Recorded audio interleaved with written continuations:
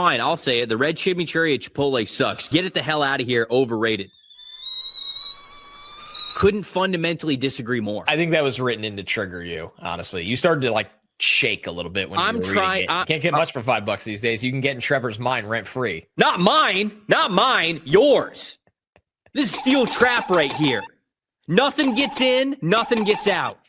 There are good sauces, there are bad sauces at Chipotle, and then there's 50 feet of crap, and then there's the red chimichurri. Odd estimate, I'm going to get Chipotle tonight with the chimichurri sauce, and I'm going to take a picture. I'm going to put it in the Discord, because I know you're in there. I'm going to put it in the Discord and be like, this for Odd Estimate in the chat earlier today. Odd Estimate has sparked an absolute demon.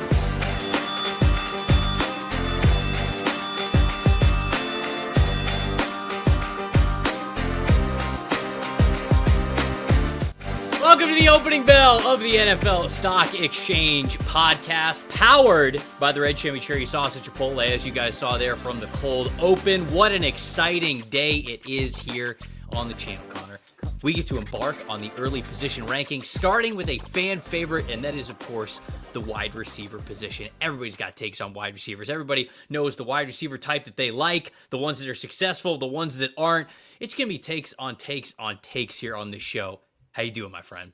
I'm excited, man. I love this show. This is a real staple of our entire fabric here, this episode. It was hard to stop watching because it's early wide receiver. We made a pact. We're going to do top 12s. Yeah. And we'll build upon it. I'm sure we'll have 30s by the time we do the final wide receiver rankings. Right. But man, this is a deep group every single year, no matter what the class is. You and I were up until the wire navigating who's in the portal, who's declaring, who's not. It's been freaking nuts, dude. But today's going to be awesome. Full transparency for what Connor is talking about right there. Omar Miller is the wide receiver from Colorado. He's a very talented player. He got on our radar late. Corey from Daft on Draft shouted him out to me, and I let Connor know. I was like, hey, I think this guy really could be an NFL player. We spent the last couple of days watching a lot of guys, him included, and then 15 minutes before we go live on this show, he's in the portal. Okay, great. Glad I built a full scouting report for him, and now he's going to go in the portal. But to be honest with you, probably good that he went in the portal because I think he's got a chance to be a potentially, honestly, man, a certified first rounder next year. We'll see, but man, he's got a lot of talent. He's got to hone in on it and make sure that he's fully healthy for next season. But you're right. This is a lot of fun. We limited it to our top 12s right here because sort of like we said a couple of weeks ago when we were talking to you guys about the positional rankings coming back around, we want to get to as many positions as possible before we get to Shrine and Senior Bowl weeks at the end of January. We've done a bad job of doing that over the last couple of years, and it feels like, oh, okay, well, we got to 3 or 4, and for a lot of you out there that sort of depend on this show to set a primer for what the class could be like, we feel like we're doing a disservice to you guys if we're not able to cover most, if not all, of the positions before we get to that point of the calendar. So that's what we're doing here. That's why we're doing 12. We will do more on the final position ranking episodes when we get to March and April, but very excited for this one. You want to fire off a couple of early super chats that we have here on this show before we dig into our top 12s? Let's do it. Lou Giordano, thank you for the $5 super chat. Specific to the wide receiver position, how much do NFL teams value skill sets that supplement their existing group? Example, a big X type across from Garrett Wilson. It depends on the coach, because when you look at Mike McDaniel, he's a guy that didn't mind replicating similar skill sets. When you look at the speed of obviously Tyreek and Waddle, and then even having Malik Washington as depth 100%. On their roster. But then you look at the Texans, for instance, you have Nico Collins and Jaden Higgins as the bigger wide receivers, but they drafted Jalen Noel, and, obviously Tank Dell's been hurt, but they've always had, I think, a lot of balance there as well. So the Patriots are they have a wide variety of different types.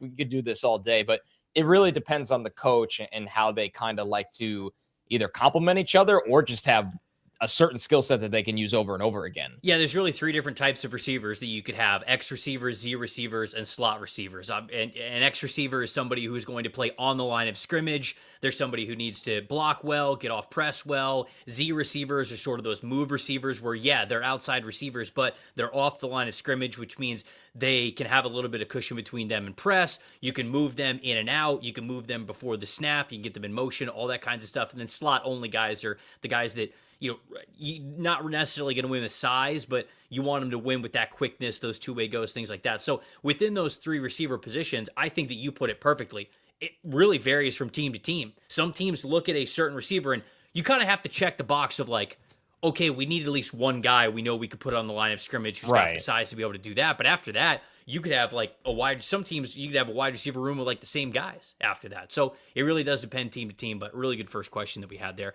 Jay Cross, $5 super chat. No stock up episode. When the Bears are finally good is a conspiracy theory that only Big Tucks could orchestrate. Love the show, boys. We appreciate it. Bears obviously having a hell of a year. So there's the recognition there for the Chicago Bears. The Saturday. Yeah, baby. Saturday NFL. I love it. Wait, do you like Saturday NFL games? Love it. I do too. Love it. I do too. As much as I love and work college football, I wish there was even more of it. I think what'll happen is when we have a 20-game NFL season, which will happen in our lifetime, we'll have some, like, opening weekend will be in August, I think, and we'll have some Saturday NFL games as bookends to start. You think? Yeah, I think so. Ooh, that could be fun. It's got a little, like, they're kind of the bully right now, taking Christmas from the NBA. That's true. What do we have 3 games on Christmas? Yeah, they do not. Christmas is supposed to be the NBA's holiday, and kind of is like tough whippersnapper squirt. Yeah, the NFL is giving the NBA big guy. All right, pal. Yeah. Hey, buddy, play your little basketball game. Why don't you go sit there on the end of the bench? Yeah, get us some water. So, all right, Tony Lee, thank you for the $10 super chat. How's it going, champs? Happy wide receiver day. Who has been your favorite wide receiver to scout since you guys have started NFL SC? Ooh. You know what? I'm actually going to go a different direction with this one really quick off the top of my head. It's actually somebody that was a scouting lesson for me. J.J. Arcega-Whiteside, the I like wide receiver from Stanford. Honestly, he's my favorite wide receiver that I've ever scouted because he's taught me the most. Because he was somebody who I watched him just be a power forward on the outside as an X receiver and in the red zone, and he was just able to box out and body these guys. I mean, his parents both played high, I believe, like D1 basketball. You know, he just had that basketball player's mentality to him, and I was like, this guy's, of course he's going to win in the NFL. He even had a little bit of quick footwork to get off the line of scrimmage, and that's like all I needed to see to basically say this dude's going to be an absolute stud. And because he failed to be even a baseline separator when it came to his routes, he was washed out of the league pretty quickly. And so that's probably the one that comes to my mind. Because there's guys that we've hit on that are fun to look back on, but it's the ones that teach you something moving forward that I think are the most impactful ones. I like that a lot. That's a really good way of looking at it. I'll take the other end of it. I loved watching Ja'Marr Chase because I thought that he just truly had everything you could ever ask for in a wide receiver prospect, because he was really good before the ball was in the air. He had excellent ball skills. He was dangerous after the catch. I thought he played bigger than his 6'1" frame. He played like a 6'4" wide receiver, but he moved like a 5'10" wide receiver. Yeah. You know, he kind of had a different attitude out there on that LSU team. So that was the one that I had the most joy watching. But I like yours, Trevor. I'll think on that because I've had a couple too that you take away a lesson of like, man, I missed on that guy, and now I've been scared to go back to that well. Everybody knows Mike Wilson recently, my boy. Oh, yeah. Was a lot of fun to watch. D. Sauter, $5 super chat for him. Summer pod idea, full scouting report and film breakdown on the players and coaches from Blue Mountain State. That's, if you know, you know. If you've watched the episode, you get it, and that would that would be a funny one to Blue do. Mountain State was on in my sophomore year common room. I mean, almost 24 hours. Pretty much constantly. Yeah. It was like it was on loop. Adam, thank you for the $5 super chat. Hey, Pipsqueaks, do either of you have a good witch doctor recommendation looking to put Rivers' brain in Anthony Richardson's body, Drake May? I like where your head's at. Yeah, go watch Frankenstein on Netflix. It was excellent. Experimental surgery on the cutting edge could save the Colts franchise. She have a $10 super chat here. Hey, Trevor, Sikkema, and Connor J. Rogers. Got the J in there for you, Rogers. Mark my words, Kevin Casey Concepcion will lead all rookie wide receivers in touchdowns and yards. Love y'all, Drake May. Look, Casey Concepcion will be talked about here in this very podcast. I think you'll hear about him on today's podcast, Sheev. Brady, thank you for the $5 super chat. Well, if it isn't my two favorite little men. All right, watch it. Whenever take it easy, partner. Somebody's gonna call us the NBA here soon because of what you said at the top of the show. That's right. Yeah, just getting bullied off of holidays. Whenever y'all do tight ends, check out Terrence Carter Jr. from Texas Tech. Legit yak ability and solid blocker. I actually watched not one, but two players in the Texas Tech offense for this episode. Yeah. Today. But I have not individually watched Terrence Carter. I just love their defense. Yeah. I'm not really like that hot on their offense at the moment, but man, the Texas Tech, which is such a funny thing to say about Texas Tech. Is Terrence Carter the giant one? Is he wearing number 7? Because I remember watching the wide receivers because we watched Caleb Douglas and Reggie Virgil, who are the two wide receivers that are going to. He's number 7, but he's only 6'2". Oh, okay. But he had a lot of production. He had almost 600 yards. It looks huge on tape, which is all that matters. You just want to look huge on tape. Good That's aesthetic. Two more here, and then we'll get to wide receivers. Nick, $20 super chat said, "Put this towards the plane ticket to Madison to teach Luke Fickell how to build a roster. God bless the Badgers." I think Luke Fickell probably still knows more about football than we do. Last one, odd estimate $5. Yeah, red chimichurri is the Jamarcus Russell of Chipotle sauce has changed my mind, but don't have to, Audrey Gasmay. You're no longer living in my mind. I'm just going to take whatever you don't eat and eat it myself. Let's get into wide receivers here. Top 12. We're rolling through all these guys today. Obviously, be some overlapping that we have here. Connor? So I always do. The honors are mine? The honors are yours. Am I going just individually at the moment? Yeah, I think that's probably the best way to do it. We didn't talk through that with our chef and producer, Tyler, and so I don't want to throw a curveball at him here, and we should probably just go one by one. And obviously, the guys that you will name at a certain spot, good chance I'll have somewhere, so there'll be a little bit of an overlap. But yeah, go ahead. Okay, so number 12 for me, 20 minutes ago, was Omar Miller from Colorado. He is now in the transfer portal, so that bumps up. Fortunately for this exercise, I was able to watch, I think, 18 wide receivers. There's a couple guys that I missed, though, that could be in yours, where I'm like, I know this player's good, but I don't know if they're going to be in the draft yet. So now bumped up to 12 for me is Notre Dame's Malachi Fields. Hey, getting the call up. Yeah, that's right. Into the top 12. Welcome to the big leagues, Malachi Fields. There he is. Now, this was a close call at 12. It was between, full transparency, 3 players that are all, ironically, big physical wide receivers. In Fields, Ian Strong from Rutgers, and Bryce Lance from North Dakota State.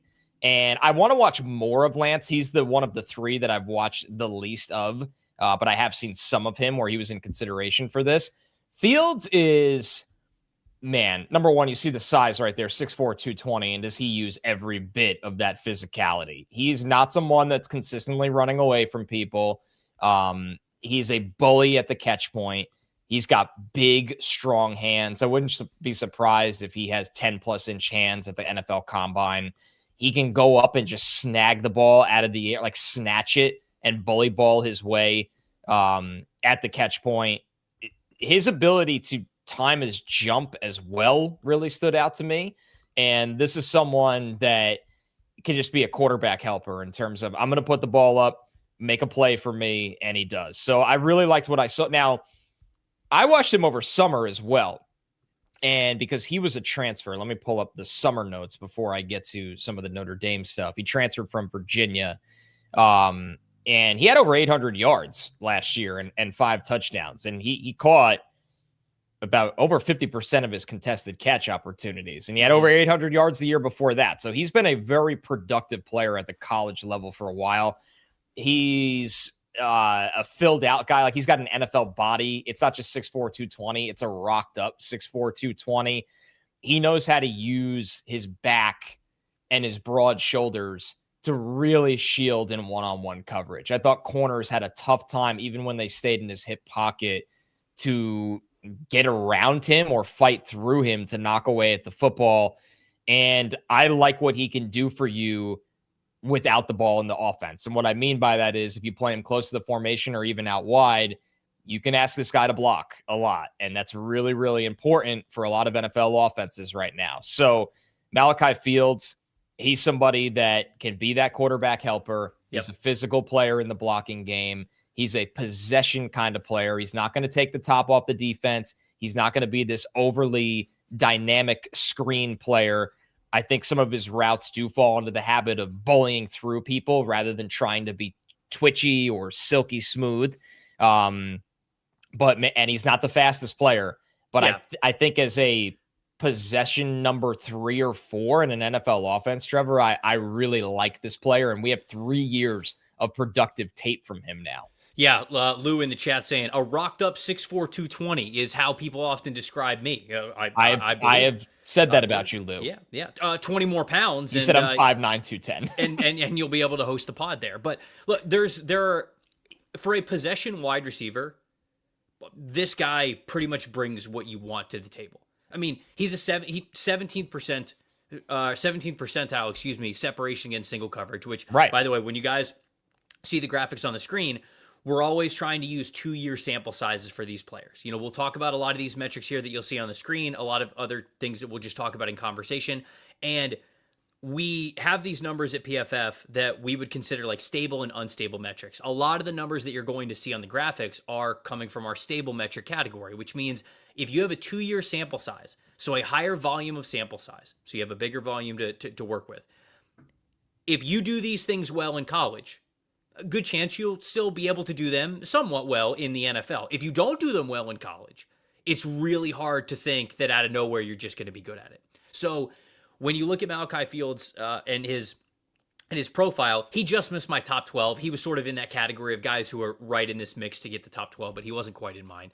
I see him very similarly the way that you do. Really good size, really good blocker. I mean, he can engulf some defenders when it comes to the blocking game. He looks like an H-back when he blocks. Dude, some of these blocks are awesome from him. And so going back to what we talked about before, I have him categorized as that X on the line of scrimmage, sideline type of receiver. He can go up and get it. He's got the long arms to him. He's got the long frame. He's just not a big separator. And sometimes I feel like I wish he moved with a little more twitch. Like some of these guys who also have size who are a little bit higher than him, they're a little bit twitchier. They have a little bit better change of direction, but he's pretty, high-waisted. He's got those long legs to him, which match the long frame that he has. And he just kind of is what he is. And I thought you said it very well. The chance to be a wide receiver 3, wide receiver 4 is a possession type of wide receiver who's going to be able to make an NFL team because of how good he is as a blocker. So I think that this is a really solid start for us here with Malachi Fields at number 12. I didn't blow it.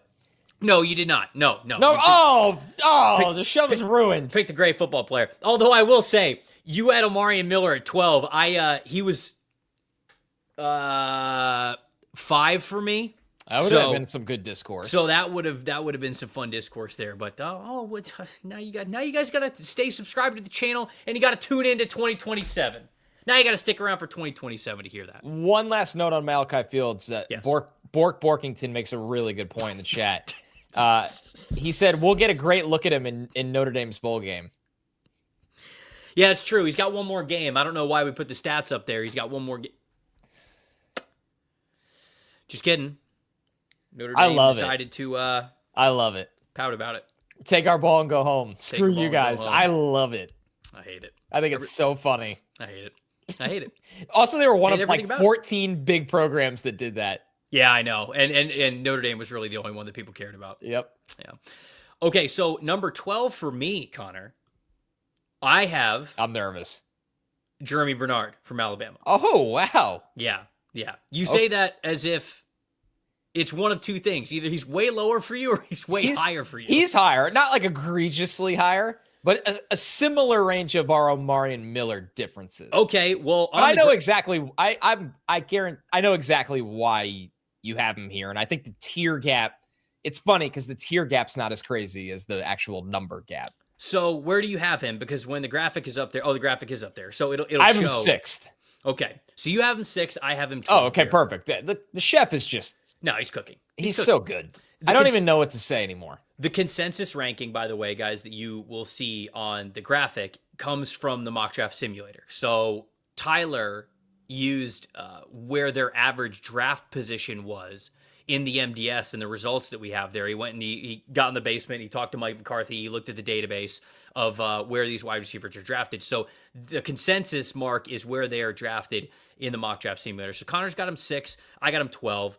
I think that this is a really solid prospect. Like 6'1", 205, 210 pounds. It's right around like middle of the pack for a wide receiver. He initially started at Michigan State before, I think he was there for 1 year, moved over to Washington. He was at Washington in 2023, so he was 1 year at Washington. And then when Kalen DeBoer, the head coach who was at Washington, went to Alabama, he transferred over to Alabama with him. I think the number that really stands out to me with Germie Bernard is the receiving grade versus zone coverage that you guys can see there. It's an 81.1, and I think that's a really solid score. And then you see the separation percentile overall, that's 83rd percentile, so that takes zone reps into effect as well. I just think that that's what he does best. He is a very savvy wide receiver, understands how to find the soft spots in the zone. Very clearly, Alabama needed him and his high football IQ badly in this passing attack because Ryan Williams was very unreliable, and it felt like, I mean, it took a while for Josh Cuevas to even get involved in the passing game as well. So there wasn't a lot of consistency in Alabama's offense outside of Germie Bernard, and they use him in a variety of different ways. 6'1", 205 pounds means that I have him categorized as that Z receiver because I think he could play on the outside and I think he could play in the slot. So Alabama will move him all around. He's a really nice route runner. The thing with him is, Connor, he's got a high cut frame, so it's not like he's like creating a ton of separation. You see the separation versus single coverage is 57th percentile. I just don't think he does anything like at an elite level. And I always get worried about receivers like that. Sure, we can look at them at the college level and just say, hey, this is just a good football player. Let's just draft good football players. But on the other side of the coin is getting lost in the shuffle and kind of just being a jag, just a guy, as the acronym stands for when we talk about that in scouting. So I think that Bernard is better than that. I'm giving him more of the benefit of the doubt there. I think this is an NFL player, but I just have some hesitation with how much he's really going to be able to stand out at the NFL level. So that's my concern with him, but also some of the things that I think he does well. To me, he's got one of the highest floors of any of these, tier 2, tier 3 wide receivers that we're going to talk about here. I think that's a good way to put it. He catches everything. I mean, there's a world where he does have some of the best hands, I thought, as you see the 98th percentile drop rate. It shows up on tape how reliable he is. He's a weird one because you take him knowing the limitations, but I said a couple of weeks ago, he reminded me a lot of Jarvis Landry, where he's just an outlier in a sense of he's not going to be this dynamic athlete, but he's so tough. He's so reliable. He's fearless working at any level of the field. I don't really think he cares about getting hit at all. That I'm like, you know what? I'm going to bet on him. I am. Not to be a top 5 receiver in this class necessarily, but if he goes in the 3rd round and ends up being a team's number 2 for a long time, I won't be shocked at all. He's somebody that you're betting on the intangibles a little bit with for sure. And I think that you having him at 6 obviously is different than me having him at 12. But it's an interesting way to set up this entire conversation with not just the wide receiver class, but this entire draft class of this 2026 class. The ceiling for it is lower than it is for most years in the draft. Right. So you're going to have a very differing opinion between draft analysts of, are you going to shoot for the guys who have the higher ceiling and you're just going to take a chance on them? You're going to say, okay, well, then they're, prospect 4 or 5 or whatever. Or there are going to be some draft analysts that say, no. Okay, in a class that's not really as filled with players who you go, yeah, this guy's going to be an NFL player for sure, are guys going to gravitate a little bit more towards the higher floor for these? And I think that what we see in our rankings even right here is a little bit of the variance of how that conversation is going to go over the next 4 to 5 months. I'll give you another name with Bernard, and these are the names you kind of have to hang your hat on and hope he becomes if you're drafting him this early. It's Jacoby Myers. Once Yeah, again, I mean, if he could be Jacoby Myers, that would be great. like it's Yes. not flashy, but man, the guy is always in the right spot. He's one of the smarter receivers in the NFL. He catches everything. He's tough with the ball in his hands. I'm definitely higher on him than you, but I do think there is going to be a big divide on him because he just won't look as dynamic as other guys in this class. Two things. One, he's going to the Senior Bowl, so we'll get to see him up close and personal, and we can sort of judge the game speed, the play speed, the practice speed in person, which I think is really helpful. One-on-ones, yeah. And then of course the combine as well, how he ends up testing athletically. I think because if he starts to check these athletic boxes, man, I really do think the consensus is going to be a lot closer towards where you have him currently ranked than where I do. I'm just a little bit more hesitant on it as it stands today. Who you got at 11? Who's next for you? Okay, so keeping it moving here, at 11 for me is Skyler Bell from UConn. Okay. And this is a dynamic player. When we're talking about, there's going to be a lot of guys on this show where we're like, I don't know if he's fast enough, but I like how he plays and he's reliable. When you watch Bell and UConn's offense, they kind of treat him almost like he's Zay Flowers in a way. Oh, totally. Yeah. And what I mean by that is, it's like, how can we be as creative as possible to constantly find ways to just get the ball to Skyler Bell? Yep. Whether it's off motion, whether it's a screen, a bubble in the slot, we'll play him out wide. We'll play him in the backfield. They'll just do literally whatever they can to build the entire plane out of Skyler Bell. And for good reason, honestly. When you watch him play, he's really, really impressive. Redshirt senior, originally at Wisconsin, transfers to UConn. He's listed 6 foot, 185, as you see right there. He's definitely a more slender player. This is someone this year had almost 1,300 yards. He had over 100 catches, 13 touchdowns, a finalist for the Bilikinoff. What's crazy to me, Trevor, for his skinny frame, he has the Devontae Smith contested catch ability where it's like, this doesn't make any sense, but he finds a way. I mean, he's 20 of 37 on contested catch opportunities the last 2 seasons. His ball skills are out of this world when they give him a chance. If you're into yards per route run, which is a nice tool, it's not the end-all be-all, but it's definitely a nice tool. I know we have up there from the last 2 seasons, he's been 86th percentile. He took a really big jump this year. 3.15 was 91st percentile. He improved in 2 big areas. His yards per route run in terms of his overall efficiency and production was higher, and his drop rate is a wild difference. He went from a 13.1% drop rate in 2024 to a 3.8%. And that's why you see the median right there on the graphic. But that to me was like, this dude is getting a lot better. Yes. He is clearly spending hours and hours on the jugs machine. You can play him everywhere. Like I said, he had 23 snaps in the backfield this year, 223 in the slot, 434 out wide. The production is a little inflated because of, like, I won't call it Malachi Corley because I'll never do that to anyone, but there's Malachi Corley plays in there. Sure. You know what I mean? No, I mean, and to, build off of that, he has, what's his yards after catch? He 91st percentile yards after catch of 7.6 average over the last 2 years.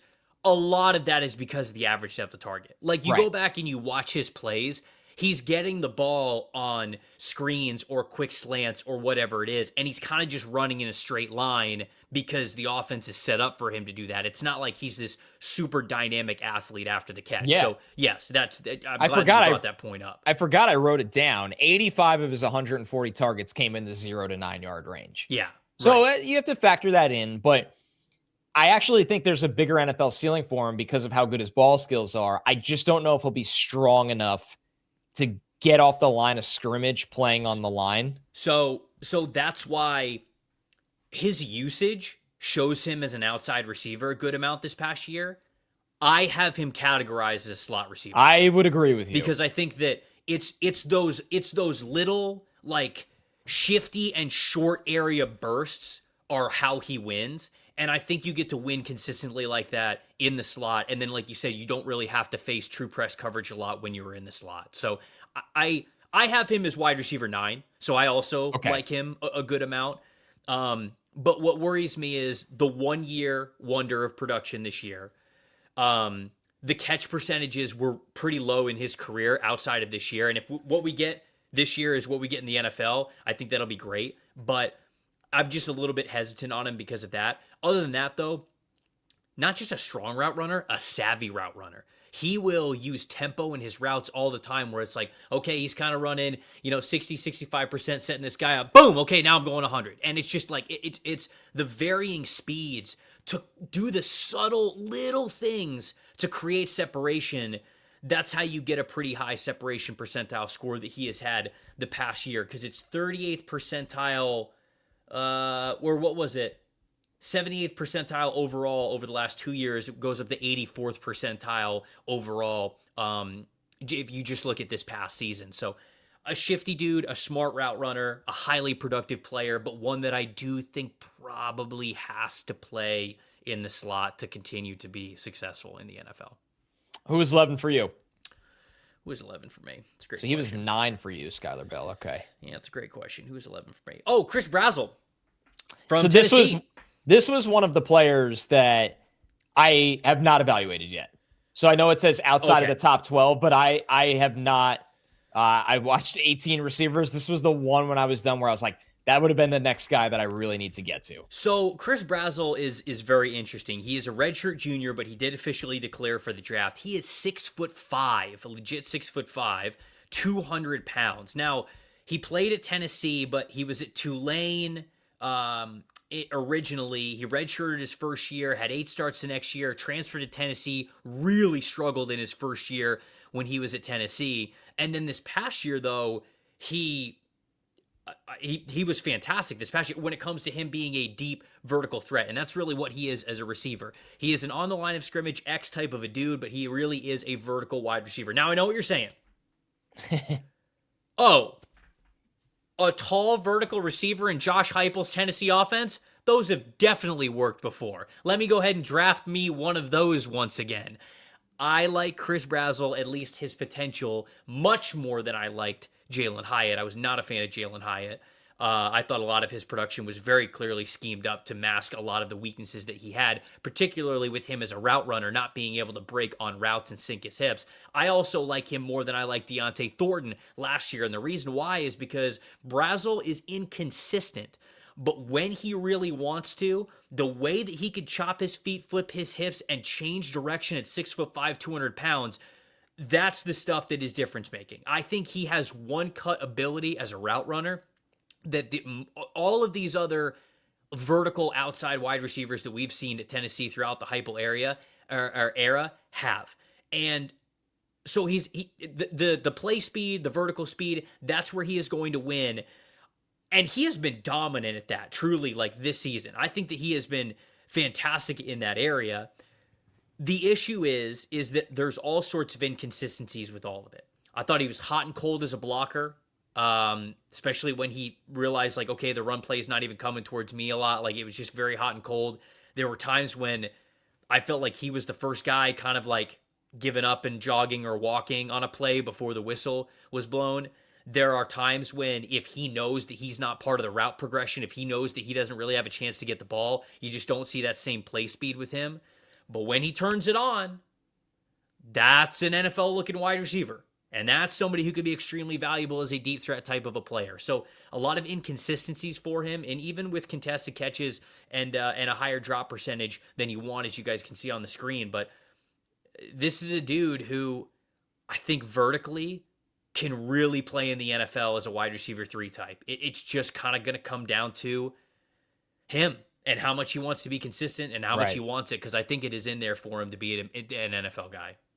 Yeah, he's somebody that we've talked about on Stock Up shows. So I've watched him throughout this year because he was kind of blowing up, and it was like, is this guy going to be a top 75 pick all of a sudden? Yeah.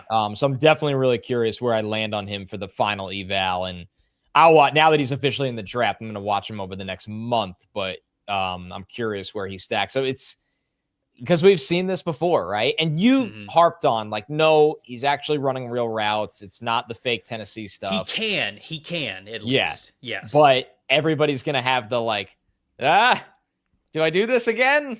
Right. So that's what's going to be fascinating with By the Brazzell. way, his dad was a 6th round pick back in 1998 by your New York Jets. Wide receiver?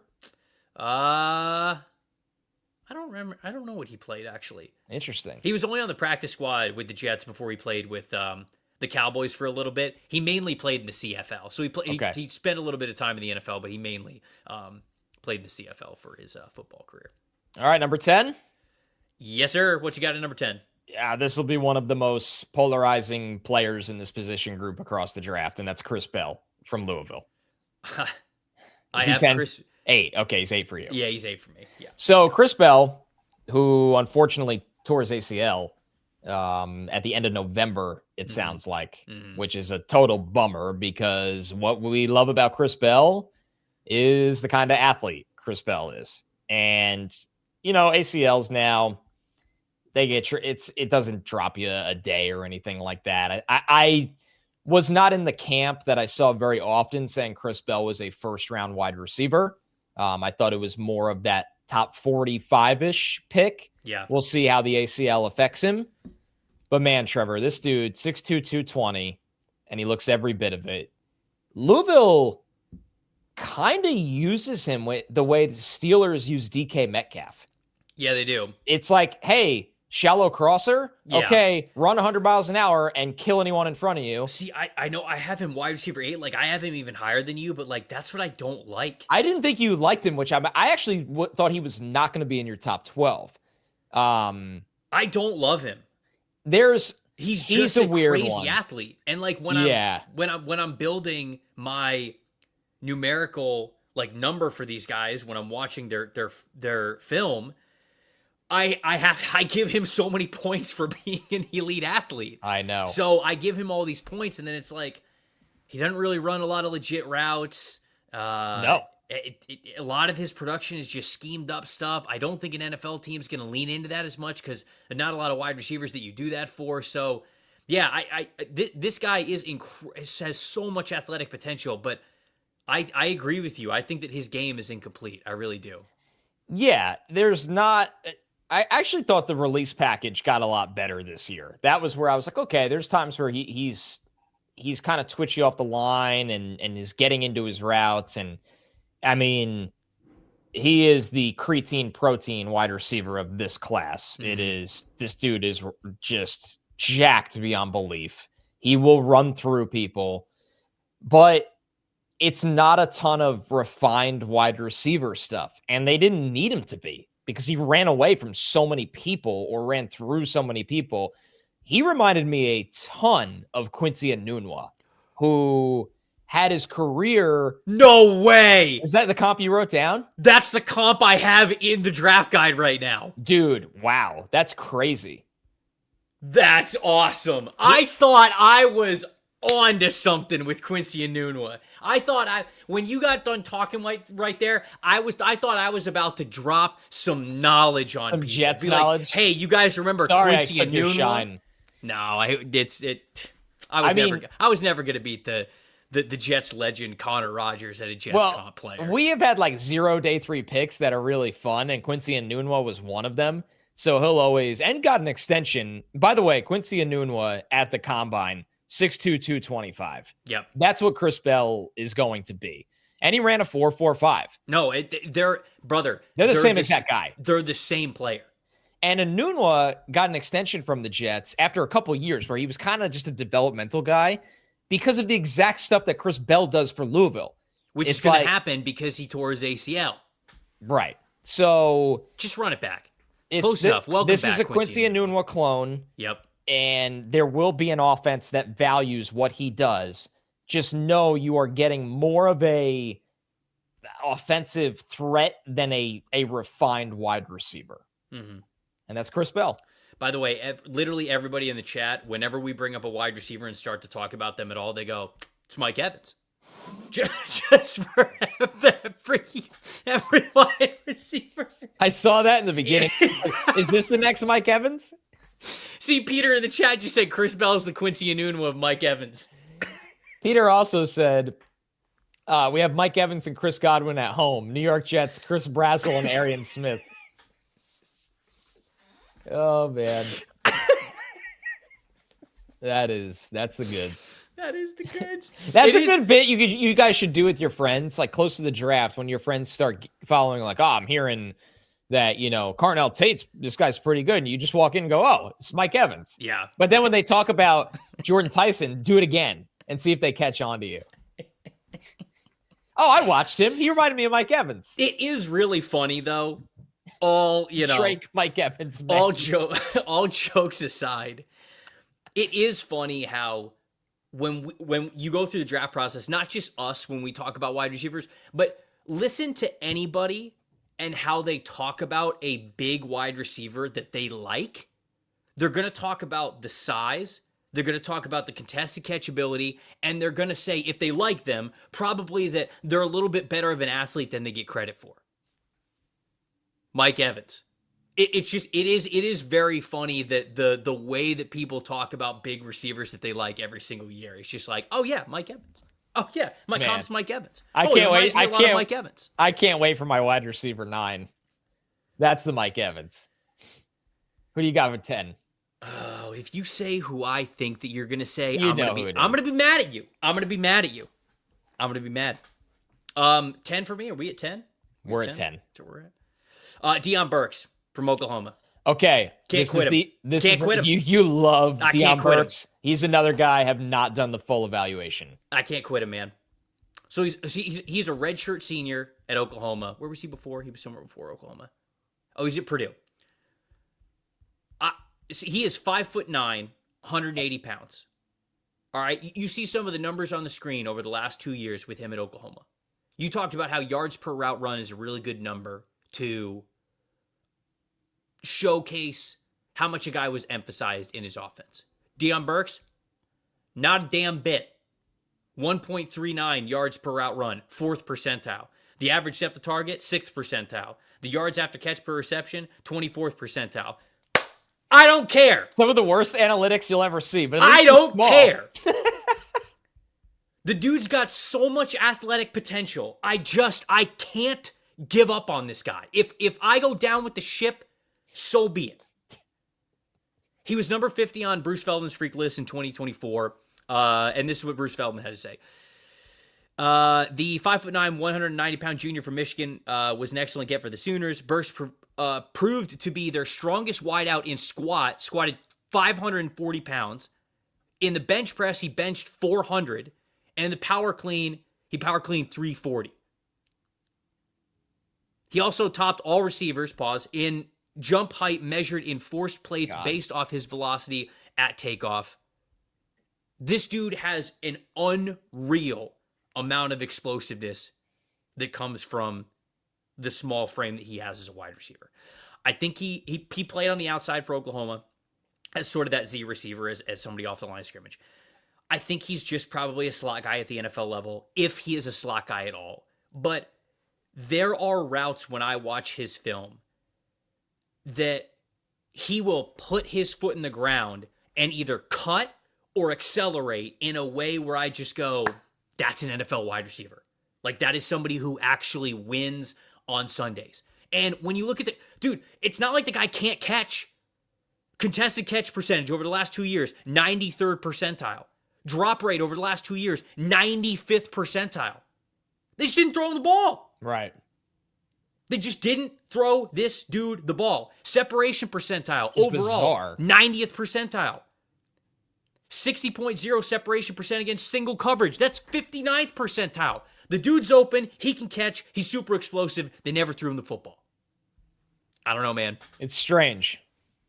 I can't give up on him. Can't give up on him. So we don't have an all-star game confirmation for him yet, right? Last I checked, we didn't. I didn't see anything. We got all-star. I mean, the Senior Bowl wide receiver roster is full. How did Jim not get Deion at the Senior Bowl? I mean, that might be up to Deion. I don't know. I don't know either. I don't know. I don't know. Looking at the Senior Bowl wide receiver list, a lot of these guys were just more productive than him. That's true. Wisco in the chat saying Deion pound for pound Burks. Yeah, exactly. 100%. Jelly, hard to drop the ball if you never get it. Very true. The Very true. LeJohntay Wester of Mike Evans. That's from Darian. LeJohntay Wester of Mike Evans. That's really good. Man. You know what's funny? You guys are out of control today, man. When you walk around planet Earth, you wonder, like, are there other people like me that this is just their life? And then you go in this chat and you're like, yes, there are. A LeJohntay Wester mentioned in the chat. Not just that, but the LeJohntay Wester of Mike Evans. It's perfect. All right. Who do you got at number 9 that I'm going to be mad about? Ryan. He may not have produced, and he may not do anything after the catch, but at least he's 5'9". Who are you? Look, man. Who are you going to be mad about? He's a crazy. Do you have Jacoby Lane at 9? No, but pretty hot. No, you're going to like 9. Who's 9 is Elijah Sarratt. Oh! Hey, you're back in my good graces. Yeah, man. Yeah. I always knew I liked you. Right. Yeah, I always you knew didn't I doubt liked me you. for a second. Yeah, I did doubt you. I did. You did doubt me. That was an unfortunate moment on the podcast where I, caught in 4K, doubted you, and you really came through, and I appreciate it. And now it will live in podcast infamy. Yeah, it will. Elijah Sarratt, you don't see a lot of college careers like this. And what I mean by that is, this is somebody now that has had at least, well, he was hurt this year, but he's going to play in the playoffs, so he'll get over this number. He'll have 4 straight years of 700 plus receiving yards. I mean, just wildly productive with 2022, 13 touchdowns, 2023 and 2024, 8 touchdowns each, and he's already got 12 this year. And that's because everything he does is so detailed. Also, 6'2", 213, he looks 6'4" on the field every time I watch. I don't understand. He does. He's either got the longest arms in the world for a 6'2" person, or damn, what prospect was it where the school was actually underselling them? There was one, and we were like, "Excuse me?" I cannot remember who that was, but I think it was in last year's class. Was it Higgins? Was it? It was Higgins. Higgins was like over 6'5" or something. Hold on, let me look this up really quick. Because Jaden Higgins was listed. He was 6'4" and an eighth at the combine. All right, so he's listed 6'4" at Iowa State, so they didn't round up and give him the 6'5". They could have. And then how big was he? What was it? What did he weigh? Maybe it wasn't Higgins. No, it was somebody else. I can't remember who, though. Yeah, but I remember when that came out, you and I were both like, what are you selling your guy short for? Yeah, you have to update this. It's one thing you have to do. Right. Anyway, Galaxy Brain Theory for, move to boost stock. Elijah Sarratt, man. Physical wide receiver. Really, he's very intelligent when attacking zone coverage. He is one of those guys that a quarterback has so much trust in. When you watch Mendoza in this offense, there is an understanding of timing and detail with the way Elijah Sarratt plays in his routes. And I know the contested catch numbers weren't great this year. He was 8 of 24. He was 17 of 30 the previous year, and I think that's more indicative of who the player is. Obviously, 83rd percentile yards per route run over the last 2 years is a number that you really, really like to see. Reliable hands. He's just a very intelligent, reliable possession receiver. He's in the mold of a Germie Bernard, but he's been productive across a 4-year stretch right now. And everything he does at Indiana translates to the NFL in terms of the attention to detail that matters. And even when Mendoza's on the move, like, this is a guy that has that sixth sense with his quarterback to kind of go into the scramble drill. So adjustments high and low, high throws, low throws. He will go over the middle of the field as many times as you ask him and does not care about contact. So, yeah, I like Elijah Sarratt a lot. I think he's somebody that maybe the ceiling isn't outstanding as some of the guys in front of him, but he feels like somebody to me that's going to be a pro for a pretty good amount of time. Yeah, I have him as wide receiver 6. So obviously I'm a big fan of his as well. Somebody in the chat was like, Does he remind you of Alec Iomaner? A little bit, but Iomaner, I think, was faster in a straight line because he had the track background to him. Incredulous in the chat saying, like, a Pickens comp. No, there's Pickens built a little bit differently. Pickens got a little bit longer arms. His body's a little bit different. And I think his play style, just playing with that sort of attitude is a little bit different as well. But this is somebody who I love watching him play.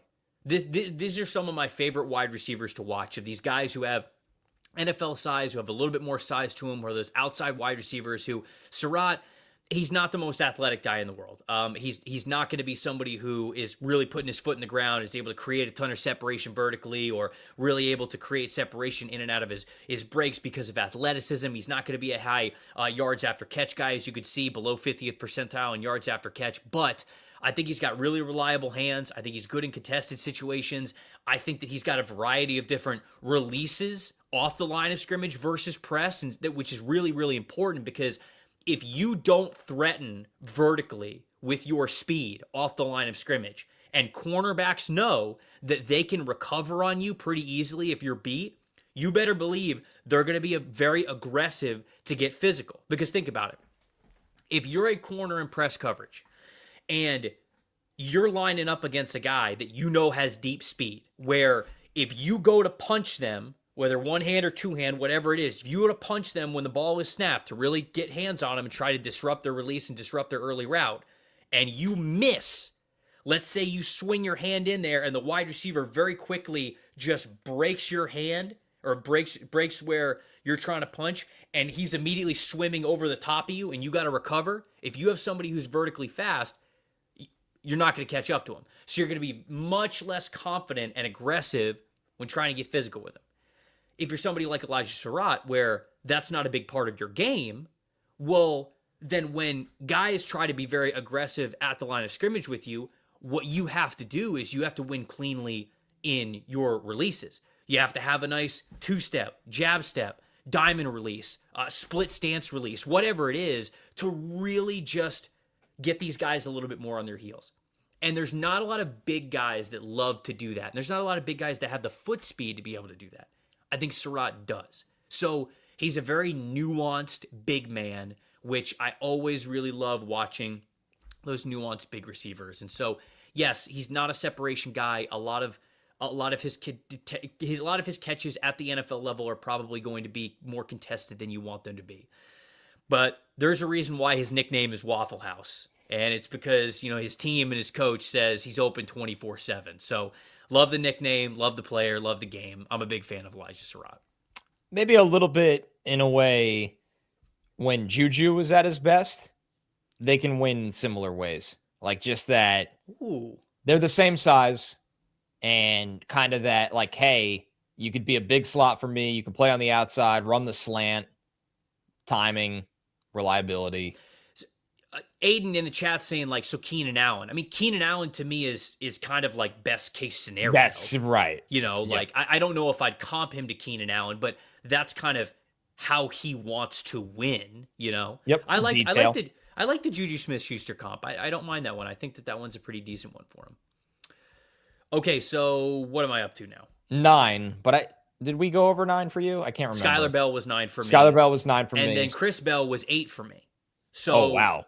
We're on to 7 for me. I have not done 8. Okay, 8 for me Go ahead. was who you guessed at 9. That's Jacoby Lane. Okay. Where did you have? Okay, so he is not in my top 12. This is maybe the hardest player to figure out in this group, because Jacoby Lane, man, we've seen this before. Tall, smooth, some of the most ridiculous hang time and catches you'll ever see. Yeah, his spectacular stuff is indeed spectacular. It's ridiculous. It's like if you were picking a guy probably in this episode to be on your flag football team, it might be Jacoby Lane. So it's really funny that you mentioned that, because hold on, let me find his background. He was a former 4-star wide receiver, played basketball in high school, also football, obviously. He was named the 2022 Elite 11 All-Tournament Wide Receiver MVP, and I have to imagine it's just because they threw it up there to him, and he just went, boop, Yep. basically every single series, every single game. So it is just very funny that you brought that up because he actually won the MVP of that Elite 11 tournament, probably because of that. It's pretty simple what he's good at. He's tall, he's long-limbed, he can beat single coverage with his size and speed. He's dynamic in the red zone. I mean, he's caught 16 touchdowns in 24 games over the last 2 years, and 12 of them were in 2024. He was hurt this year. We had a couple of USC games, and there was a couple of times where he was banged up. Good at tracking. What was his injury this year? I forget. Let me look that up. No, I can look it up. You got that? Okay. Going. Yeah. Like, you see the tracking and the hang time. The thing is, even putting him at 8, the things that I wrote down as weaknesses to me are things that really bother me a lot when evaluating wide receivers. That's why I don't know if he's going to stay here at 8. I feel like he's someone that might age at the more I watch everyone else, like, not as gracefully. Mm-hmm. Here's the 3 things I wrote down. Release packages are just backyard football. They're not refined. They'll labor, right? It's like he's still trying to get off the line by doing this move, and the routes are not detailed, and he doesn't consistently separate. He can beat single coverage by just playing in the phone booth, but that doesn't mean he toasted single coverage, right? Right. And then he's not very creative after the catch. It's just build up speed or try to run through people. And you see it right there. I mean, yards after catch per reception, 10th percentile. The separation percentage for single coverage, 13th percentile. But this guy has, and I see some of this in the chat, and I think some of it's joking and some of it's not. He's got our Keon Coleman YouTube problem. Remember that famous episode we did, but like funny, but also serious combo you and I had years ago where we said, watch Keon Coleman's best 5 plays on YouTube, and you think he's as good as anyone in this NFL draft. Yep. But watch Keon Coleman for 10 straight games. Yep. And you're like, I don't think this will work in the NFL unless a lot changes. Yeah. And that's exactly where I stand with Jacoby Lane right now. Yeah. I'm with you.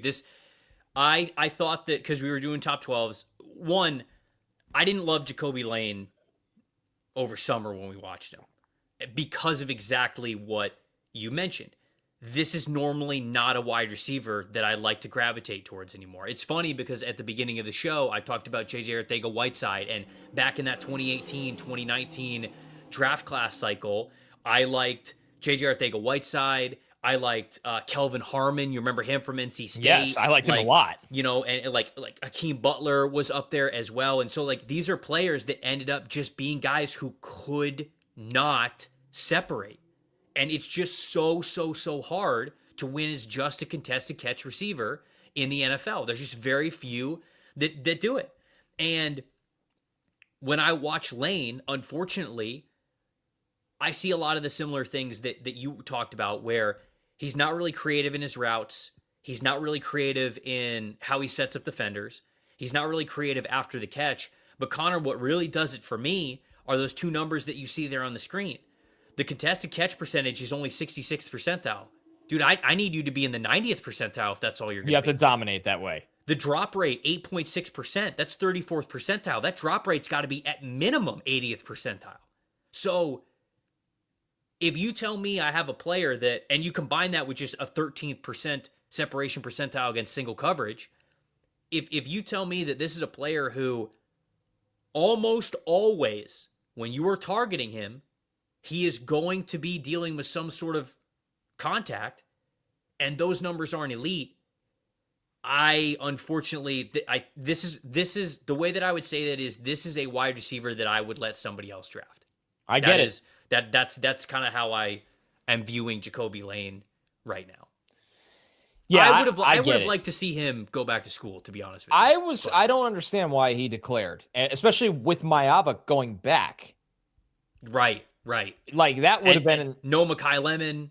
It's all you, man. We think, right? Lemon. Yeah, Lemon's probably in this draft. Probably. I have heard people expect Lemon to be in the draft, so barring some crazy NIL change. I didn't see him officially declare, which also makes it a little weird that Lane declared first. Right. Don't love it. But yeah, I think we share the same exact concerns. And these players, typically, the longer the process goes on with me, don't age as well because I start to fall into players like this. If you watch a good game first, you're like, there's no way anyone's better than this in the draft.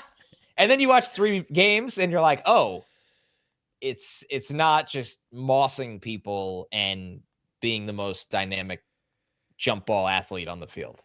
Yeah. Yeah. It's just that separation is the trait that I always gravitate towards the most when it comes to this position. And so if there's guys that don't separate super well, you got to be really good and really nuanced in a lot of the other areas. Okay, before we move on to our next wide receiver, our game plan of the week presented by Western Southern Financial Group, a game plan for your financial future. Our game plan of the week this week, the Buffalo Bills are taking on Shedeur Sanders. Shedeur Sanders, 45.6 passing grade when passing against zone coverages, and that is basically exclusively what the Buffalo Bills do. Shedeur, on the other side of things, 77.8 passing grade against man coverages, but I don't think he's going to see a lot of that against the Buffalo Bills. So the Bills and their zone defenses were really able to rattle, dare I say it here before this chat, Drake May last week. Shedeur's going to have to play a lot better against zone coverages if he's going to beat the Buffalo Bills. Just like every team win starts with a great game plan, your future should too. With life insurance built like a championship roster, Western and Southern helps protect you and your family so you can focus on winning today, knowing that tomorrow is covered. Whether you're just starting out building your dynasty or looking to lock in long-term protection, their coverage options are designed to match your game plan. Visit westernsouthern.com/PFF to get your free life quote and start building your financial game plan today. Western and Southern, built to win, backed by over 130 years of helping people protect what matters most. People want to know which flavor of Uncrustable. Just the classic, man. The classic. Though some people have been sending me some wild Uncrustables that I didn't know exist. Like what? Friend of the show, Roman, sent me one. It was like apple peanut butter with like 12 or 15 grams of protein. I'm like, this is unstoppable. 15 milligrams of creatine. It's an Uncrustable, but it's also a test booster.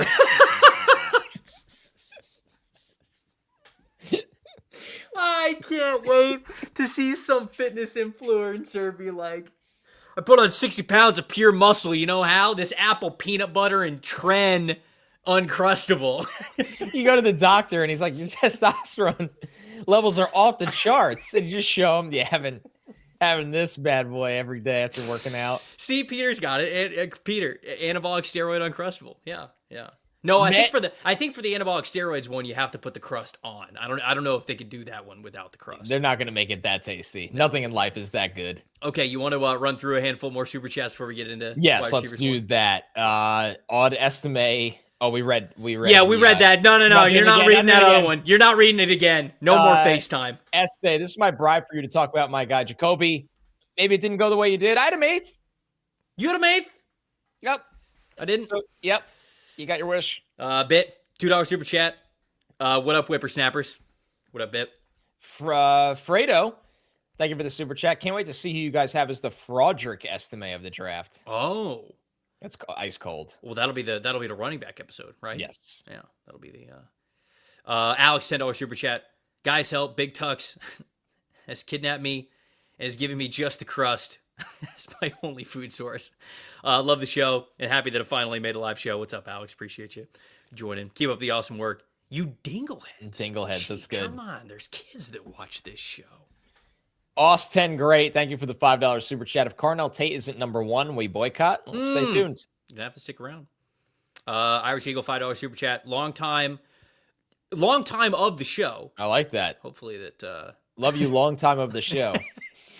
Can't wait to see how you guys feel about Brazzell from Tennessee. Also, who do you think the Titans should take? Like wide receiver-wise, who should the Titans take? Whoever we have number 1. That's actually very true. Yeah, good point. Noslin, Thank you for the super chat. If Raiders draft Mendoza, Saratoga in round 2, I'm thinking that's supposed to be Sarratt. No, who's the wide receiver? Saratoga? Yeah. There's a round 2 wide receiver. No, I don't think he's draft eligible. Okay, thank you. I think he's a sophomore. If I'm remembering this correctly. I'm thinking he's trying to pair up Mendoza with Elijah Sarratt. Is that what we're doing here? It would make sense. I swear is there not a... Maybe I'm thinking about somebody else completely. The chat's got us all rattled. Frost, $2 super chat. Oh, Michael... is he talking about Isaiah Sategna? That's what I... On Oklahoma? Yes. Is that what... Is that maybe what this is that's the one that I was thinking of. This super chat is like trying to find the Zodiac killer. Yeah, we can. Good luck. Frost, $2 super chat. Michael Fordham. Or Wortham. Sorry, Michael Wortham. Wide receiver kick returner from Montana. You're welcome. All right, get him on the list. All right, let's keep it rolling with... I lost our space. There we go. Spencer, thank you for the $20 super chat, pal. Wanted to send a special thank you for all the content that y'all do. You have helped out my scouting immensely. First-year NFL agents usually don't get many draftable guys. I'm fortunate to say that I have 4.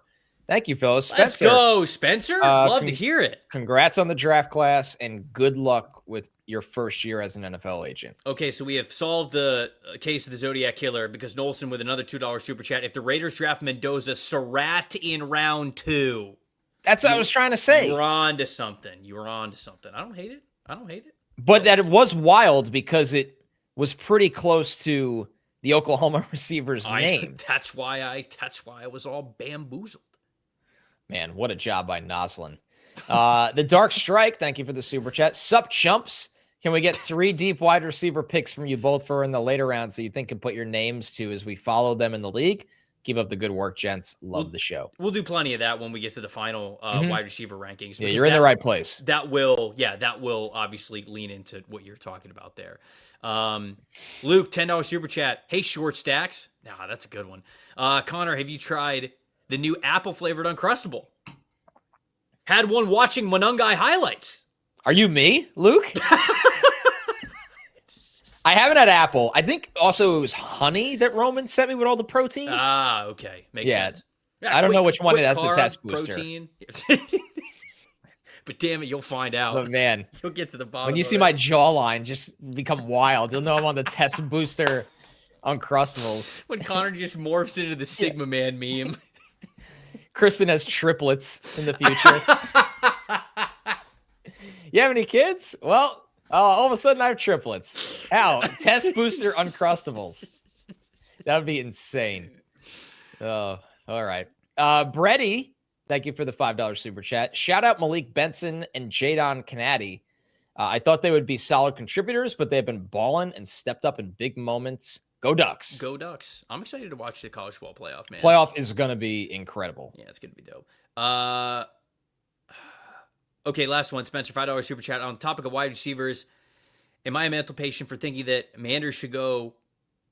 Commanders. Okay, all right. Commanders should go receiver round 1 just to try to score 80 points a game with a healthy Jaden Daniels, JD5. It might be quicker than trying to fix the defense. Might be onto something. Oh, one more $5 super chat. Better see Denzel, Washington, Ward, Boston in your top 3. We got there eventually. Okay, so am I up next or where are we? I have gone through my 8 to 12. Okay, so have I. Tyler is mad at me for not shouting this out sooner. You guys have gotten us so close to 50K followers, which is crazy. YouTube. Totally crazy. We got so many since we shouted that out before. If you have enjoyed any content, whether it's this episode or any episode that NFLC has ever done, and you guys aren't subscribed to the channel, we would love for you to be a part of the Addicts. We would love to get to 50K. It would be such a cool milestone to celebrate with all you guys. So if you're not subscribing, we would love for you to be. And also, while I'm here, shout out to Discord. We got over 2,300 people in that Discord. It's so much fun to pop in and talk ball, prospects, teams, everything with all the time. You can find the link in the description to this show. Join the Discord. It's a lot of fun, and we love this community. We really do. Okay, let's get to Number 7 for me then, because you just did number 8. Yeah. Omar Cooper Jr. is number 7 for me. The Indiana wide receiver. Do you see what he is for me? You just love it when a plan comes together, baby. This is why we're here. This is why we're here. Omar Cooper Jr., the wide receiver from Indiana. So I'll intro him once I can get to his full scouting report here. Redshirt Jr. from Indiana, listed at 6 feet tall, 205 pounds. He has been in Indiana the whole time, all 4 years that he has been at Indiana. Redshirt his first year, started 2 games the next year, 4 games the next year, and he has been a consistent starter for them this entire season. His dad started both football and basketball, I believe, at Indiana. Had interest in both before student. Oh, no, he went to junior college at Louisiana, and then he went to Louisiana Tech where he played basketball. So I played football and basketball in high school, and then he played Louisiana Tech for basketball. His mother was a full-time starter at Michigan State for 3 seasons. So got a basketball background, overall athlete. Obviously, he played basketball in high school, as you would expect. He also was a long jumper on track and field. I think this dude's awesome. I really didn't know anything about him going into the season. You see that receiving grade versus man, 77.6. Receiving grade versus zone, 86.2. The separation percentile versus zone and single coverage is really high, 88th percentile and 76th percentile. The contested catch numbers and regular drop rate numbers are pretty much what you would want from him there. The yards per route run, 80th over the last 2 years. And then the yards after catch stuff is really great from him as an all-around athlete too. 7.3, that's 85th percentile for him. I think he's pretty decently nuanced in his routes. I have him categorized as a Z wide receiver because I think he is an outside guy, but I really think that he can win at all 3 receiver spots. I think naturally you'll probably want somebody who's a little bit bigger to play as your full-time X on the outside, but if you ever needed Omar Cooper to play on the outside for you, you could. I think he's just got that natural athleticism from the multi-sport background, really great hand-eye coordination for run-of-the-mill catches as well as spectacular catches. He's got punt and kick return experience, which I think will absolutely boost his NFL resume a little bit here. He's got the technique to beat press as well as the athleticism.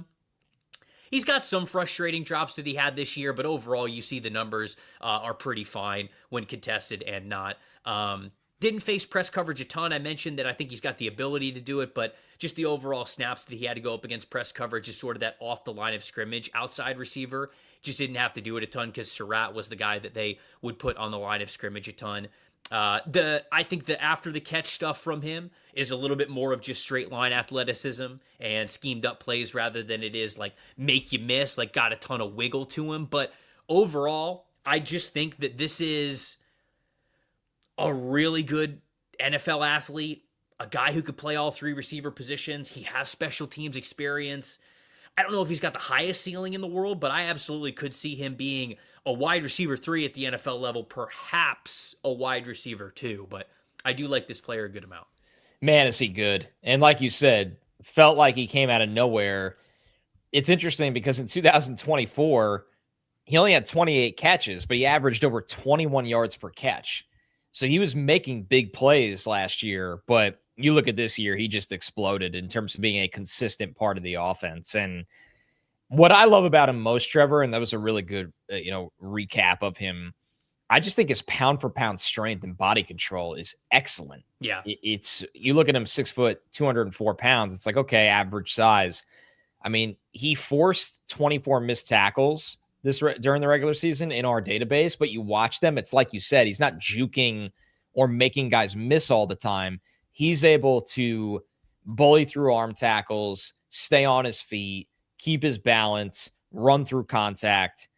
I mean, the acrobatic catches, he's a really, really good player and a complete player in terms of everything they ask him to do. And someone that is you're going to hear a lot more hype about him, I think, over the next couple months right now, assuming he declares, because he doesn't have to.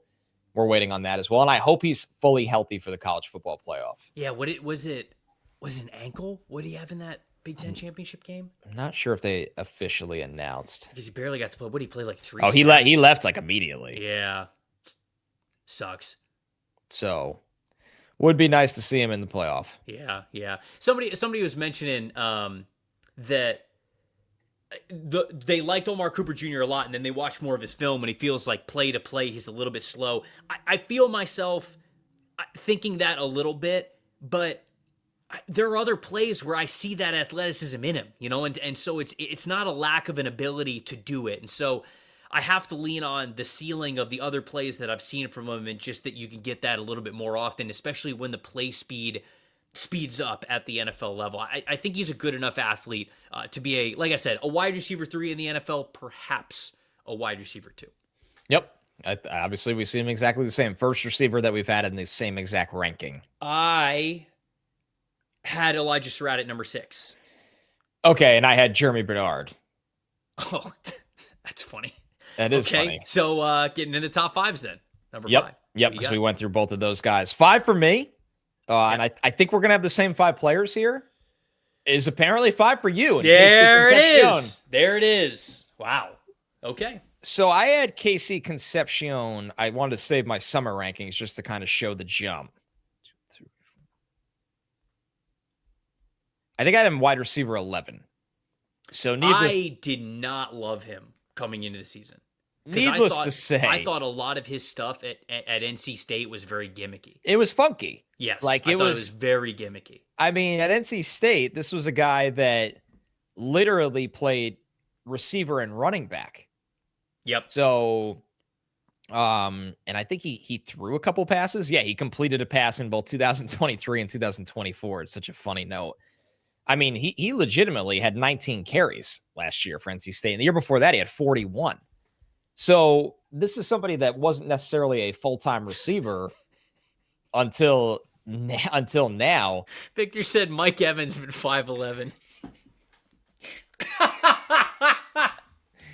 It'll never stop.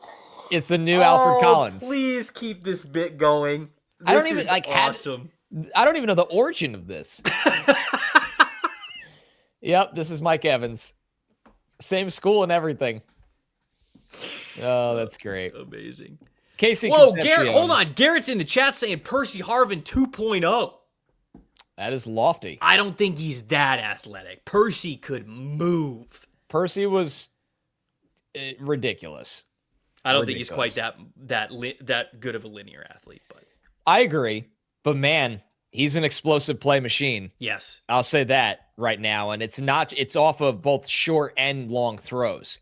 That's the thing. It's not like he's somebody that gets a screen and it's like, there's a 15 yards on the ground. He works the intermediate and deep parts of the field.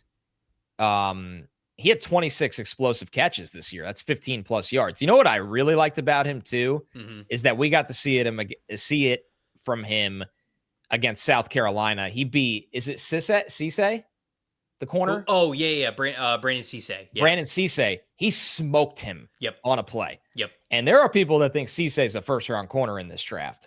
I'm not there, but Cisse is a good NFL prospect is the point. Yeah. And Concepcion dusted him on a vertical play. And I don't even think, here's the craziest part, Trevor, for how dynamic of a college quarterback Marcel Reed is, he's not this great passer yet now. No, I think he's much more inaccurate and inconsistent than a lot of people were talking about with him in the middle of this season. Like, again, great college quarterback, but I don't know the Heisman race. I don't know if I've watched a Marcel Reed game and been like, yes, NFL quarterback 100%. Which just makes it more impressive what Concepcion did in this offense this year. So he's a big-time playmaker that can get over the top and be dangerous with the ball in his hands on the short throws. Yeah, I think that the dynamic ability that he has is awesome. And initially I had him listed as a slot receiver, but watching more of him, the more Texas A&M used him as a traditional receiver instead of just this like gimmicky, gadgety guy that it felt like NC State did at times. And I'm not trying to like slight NC State. NC State didn't really have a lot of other playmakers, and so they just wanted to get the ball in Concepcion's hand in any way possible. Texas A&M didn't really have that problem, so they were allowed to big Christmas slander. That's true. Sorry. No, it was before Big Christmas became Big Christmas. That's fair. Okay. He was just a young tree that was still sprouting. The holidays weren't even here yet. With Concepcion, though, the more I was just very impressed by the more that they used him as a traditional receiver, I felt like he got better as a traditional receiver. So I that agree. makes me feel as though he can actually be that Z outside receiver as much as he can be a slot receiver at the NFL level. What I love the most about him is his short area quickness and agility to make guys miss. You see that yards after catch number, that 2.6 number. Now, the average depth of target was a little bit higher this year than it was the previous year. His numbers are a little bit skewed. When you look at a 2024 and 2025 sample size, I honestly should have just used the 2025 one for Concepcion because I think his usage was just way different. But he is somebody who, when you get the ball in his hands, it's not just like, okay, he's a fast guy who's going to go north to south. He can make you miss. He has got a ton of missed tackles forced per reception numbers to him, and I think that is something that's going to translate to the next level. Now, a worry that I have from him is, one, you're not really getting much out of him as a blocker. So if you're going to have him as an outside wide receiver, he has to be better as a blocker, and I just don't know if that's in the cards for him. And two, 19 drops over the last 3 years. You see that drop rate of 10.4%. That's 14th percentile. Now, the contested catch numbers are pretty good, 78th percentile, 52.6%. But just the drops. Now, we categorize drops as an unstable metric, meaning that just because they're a way that they were 1 year doesn't mean it will always be like that. You can jump to the NFL and not have as big of a drop problem. But when you get to 2-year sample size and 3-year sample size stuff, you do get a little bit concerned about it. So a really dynamic athlete. Somebody in the chat was talking about, like a Deebo Samuel type of player, could be a 49er. I love that landing spot for him, that potential landing spot with Kyle Shanahan and the 49ers. But he's built differently than Deebo. I don't think that's his comp, but somebody who is a really fun, dynamic athlete who's having a good year. Yeah. I mean, obviously another guy we see eye to eye on. Think he's going to be a really good NFL player. It's very okay. So Peter in the chat says, does he remind you of Luther Burden? Luther Burden is my comp for him. I like that in the draft guide. Now, I think that Luther Burden was a little bit further along as a receiver, and I also think that Luther Burden was even a little bit better, crazy as that is, a stop and start type of a dude, and he was able to translate into that route running a little bit more. But I think he is a very similar player. I like the way you see the game, Peter. All right, number 4. Number 4, I have Denzel Boston. So do I. Okay. All right. You want to talk about Denzel Boston since I opened it up about Casey? Yes, I couldn't remember how. All right, so Denzel Boston, 6'4", 210. It's funny to start with this, but I just have to. I think he's the best run-blocking wide receiver in the draft. And when I say that... He's the best run-blocking. That I did for this exercise. Maybe there's a day 3 guy that's I can believe it. That's like the meat and potatoes of his game. But in terms of the star receivers in this draft, he's the best run blocker out of the star receivers. You do love that about an X on the line of scrimmage, big body dude, is that you don't have to worry about that at all. That's the thing with Denzel Boston. He is going to be a little stiff sometimes for some people. He's not going to be this twitched up, short area, quick kind of guy. But this is a skill set that is going to be highly desirable because of his size and that he plays to every bit of this size. And he's just a big-bodied outside target. He's got a muscled-up body. He is a road grader on the outside blocking. He tracks and catches the ball at its high point. And I love the way Washington used him, where they weren't like, okay, just be the X receiver all day. They'll hide him in the backfield sometimes, and he could run routes out of the backfield or in condensed formations. Yeah. They trusted this guy in every single role. Really reliable. Another guy, big, reliable hands, right? We're talking about that with Malachi Fields a little bit. Boston is he's the Bentley version of Malachi Fields, honestly. He's that premium deluxe version. He can... You see the 93rd percentile contested catch rate. That's going to be what people love about him the most. He's a mismatch threat in the red zone. I believe over the last 2 seasons, he's caught 20 touchdowns. And the split was pretty even. It was like 9 and then 11. It's not that he's Drake London, because that's like the too easy, low-hanging fruit kind of comp. But the way Washington's offense used him and the things he's really good at had that Drake London-esque feel. The chat's saying he reminds them a lot of Mike Evans. You know what? I hadn't thought of that. Okay, here's one. Peter said, Peter's on fire today, and I'm not saying that because he sponsors the pod. Yeah. He said he's the next Michael Pittman. Yeah, no, I think that Michael Pittman is absolutely in the wheelhouse here. That's because the path. That's the right path. So what I like, but I think Boston's got a little bit more wiggle to him. He does. Then Pittman, yes. You know the comp I have for Boston? You want to hear it? I do. Miles Austin. Wow. Miles Throwback Austin's City. the comp that I have for Denzel Boston, because Austin was about the same size. He was a big-bodied wide receiver, but he gave you a little bit of extra wiggle, agility. There was a little bit more smoothness to what he was able to do, and that's why he was able to consistently get open during the prime years of when we remember Miles Austin being one of the better wide receivers in the NFL. And when I watch Denzel Boston, I feel as though he's that sort of a player where you have the size, you have the contested catch ability, you have some nice footwork off the line of scrimmage in his releases against press. He can block, but then he also he gives you a little bit something extra as a route runner. I mean, for him to be the size that he is, but still have an above 50th percent separation percentile, like I'm good with that. I'm pretty good with that with him against man coverage. So that's sort of how I feel. Now, obviously, Miles Austin became an incredibly productive player at the NFL level. I don't know if the career is going to go exactly, or the peaks are going to be exactly what Miles Austin was, but I see him as this bonus athlete plus athlete type of big man, the way that Miles Austin was when he was doing great things for the Cowboys. All right, top three. Wait, before we get to the top three. Oh.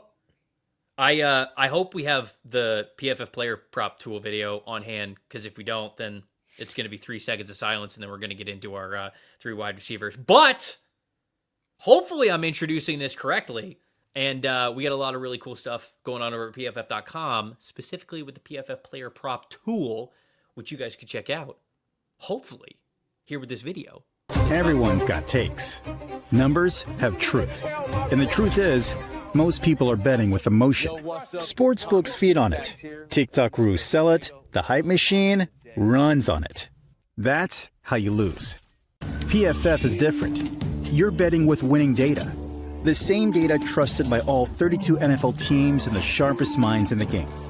PFF Betting Tools take every prop, every matchup, every angle, and run them through our custom models. Built on the best football data in the world. What comes back is your edge.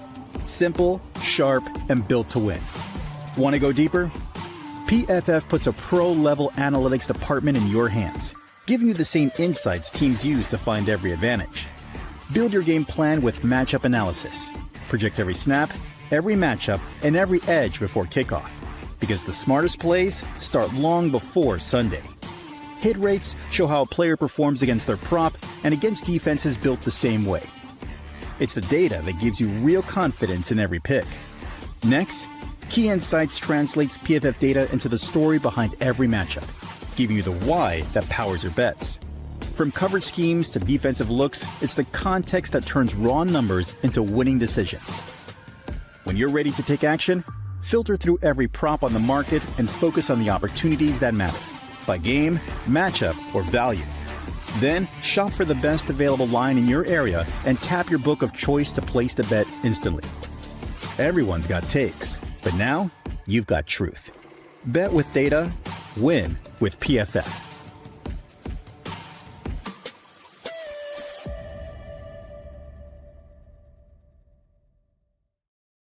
All right, time for the top 3 wide receivers, and somebody correctly pointed out in the chat, I can't believe both of you have Caden Proctor in the top 3 of your wide receiver ranking. So, Connor's Caden Proctor number 3 here for you. Caden Proctor just missed my top 12 wide receivers. Yeah, same. He also just missed it. He's on the outside looking in. All right, I think this is the drum roll here for who is number 3, because depending on who you have number 3, I think you can kind of guess who the other 2 might be in probably the correct order. But Makai Lemon is number 3 for me. Makai Lemon is also number 3 for me. Yes. Makai Lemon, man. What a ball player. Truly. His faults are not of his own. No. That he's listed 5'11", 195. Let's say they're God's faults, actually. They absolutely are. When everybody after every game thanks God, Makai Lemon should be like, he should do that. He should.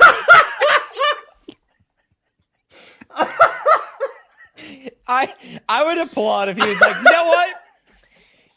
That was me out there today. You know what? I got to give all the glory to me. I mean, this man's made the most of that 5'10", 190-pound frame. It's good that I didn't finish the joke. Man. I can't. He's like, you know what? That's the hardest I've laughed in a long time. That makes me happy. Whenever I get one of those howls at you. Dude, it really makes my day. Oh, man. Okay. Yeah, so let's get to the player. I won't go forward. But Makai Lemon plays bigger than 5'11", 195. He is probably a slot receiver at the next level, honestly. But a high-end slot receiver. He's physical in his routes. His positioning is an A+ to get the ball.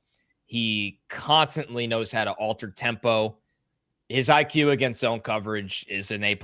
Yeah. He sees what the defense is trying to do. He knows how to attack the soft spot. When he's going from pass catcher to runner, like there's not much of a transition. It's not clunky. It's catch the ball, go into demon mode. And this is somebody that people can't guard one-on-one. That's the problem with Makai Lemon, is that you have to allocate so much defensive attention to him. I remember when we had USC Notre Dame this year, watching, because obviously we do all the lead up and, the Notre Dame, both staffs talk to our staff and people on the show. And basically all the Notre Dame staff would talk about, it felt like, was we are not letting Makai Lemon destroy our lives today. Well, they put Leonard Moore on him. Yes. Leonard Moore. Leonard Moore's going in the top 10 next year in 2027. And exactly. They put Leonard Moore on every single Makai Lemon rep, I believe. Or if not, then 85% of the game, he was on Makai Lemon for that game. Yeah. This dude, he's got great hands. He knows how to get. It's so simple, but the honest truth is, Trevor, he knows how to get open constantly. He catches the ball cleanly, and he's good after the catch. Yeah. It's the most simplified way to evaluate a wide receiver, but this guy is so good at those things that, yes, he's not the biggest guy, but he's not small to the point where it's going to take him out of the first round. I promise you that. Like, this is still a top 20 pick. It shouldn't. No, it absolutely shouldn't. And I think that those numbers that you see on the screen are a good indicator of why. I mean, even with him not being the most athletic and the biggest guy in the world, to have an 84.7 receiving grade against man coverage and to have the contested catch percentage of a 93rd percentile, 57.1. I mean, this guy does everything that you could possibly want for a smaller fades in the end zone. Yes, in the end, they're throwing him red zone fades, and he is coming down with it. He just... Somebody in the chat said he's like pocket-sized Puka Nacua. To be honest with you, that's pretty damn good. I do like that, because he will give you everything that he's got at the catch point. You see the drop rate percentage, 2.2%. That's 99th percentile. You see the separation scores, 87th percentile overall separation score, 66th percentile against single coverages. And you know what I love so much about Makai Lemon? He blocks his butt off. Physical football player. I told you on the last mock draft episode that we did, it would not shock me whatsoever if the New York Jets had Makai Lemon as their wide receiver one in this class. Now, I think it's probably going to be Carnell Tate, but like that goes just into the feistiness, the competitiveness that he plays with at all times. He's going to be in that conversation. If he's not a first rounder, that is nuts. That is, I will say that here on the show. That is crazy if he is not a first rounder. He's not going to be the fastest dude. He's going to go to the combine. I don't know what he's going to run at the combine. I don't care. Who cares? I watched the tape. Is he elite at getting off press coverage? No. He is smaller. He doesn't have that vertical speed to him. But he gives you everything he's got every single play. And very clearly, it's extremely productive and has been over the last 2 years. You know what helps him? Yeah, go ahead. How great Jackson Smith and Jigba has been this year. And they're not the same player. That's not my point. Well, you know who? Amon-Ra St. Brown's the other one. Right. And Amon-Ra's wired kind of the same tough guy, undersized way. Right. I don't know if I fully see that as a comp because, like, Amon-Ra is just insanely productive, right? So it's hard to say that. But, again, like you said, how they are wired, how they are built. I mean, Amon-Ra didn't have the best combine ever. But, I mean, Amon-Ra was a 4th-round pick. And I think that the league kind of realized how they messed up. And it was like, all right, well, I guess receivers can be built a little bit of a different way. The pocket-sized Puka Nacua comp, the wired like Amon-Ra St. Brown, like I don't know if he's going to be as productive as those guys are, but this dude's an NFL player, man. He just declared. Isn't that weird? Wow. Thank goodness. Like literally I see a post, you know, when the players now have like the professional graphic and the message. In the last minute, this just dropped from him. Thank goodness.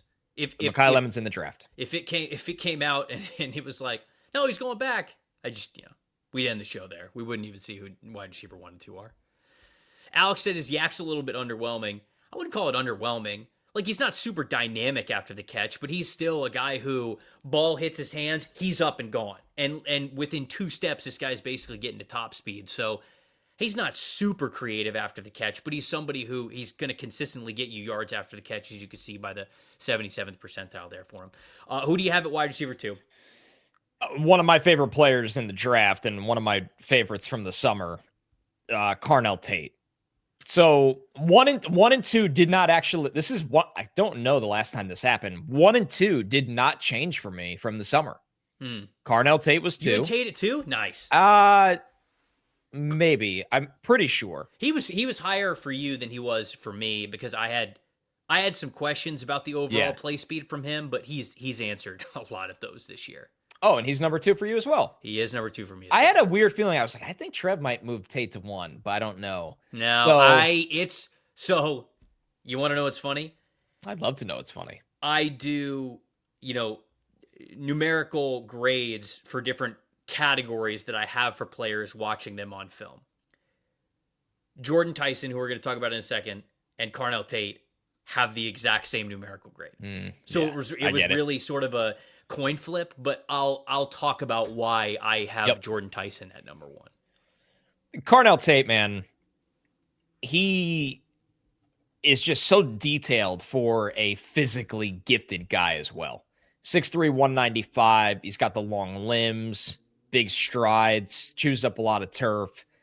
This is a former 4-star from Chicago that ended up, because he played at IMG Academy, that ended up at Ohio State. And the size and length is such a big part of his game. But he's got more juice than people realized. More than I thought going into this year. That's the thing with Carnell Tate. He has now mastered, because he gets off the snap into his routes with vertical juice, that corners go, damn, this guy's faster than I thought. I'm now in recovery mode. He's got long strides that eat up more turf. Then the rest of the game, they're like, well, let me sit 8 yards off of Carnell Tate because I don't want to get beat over the top. Well, now with his footwork and his refinement, he's chewing you up on these intermediate throws. So this is somebody that, because of his size, because of his vertical speed, his catch radius, his ability in contested situations, and his now newly discovered refinement as a separator, this is a number 1 wide receiver, folks. This is what it looks like right here. This dude, you can funnel your offense through him. So I thought Carnell Tate was really good over the summer. I thought he was a couple notches above that this year. His development has been a joy to watch, and he's going to be a problem at the NFL level. Contested catch percentile, 100th percentile. That's insanity.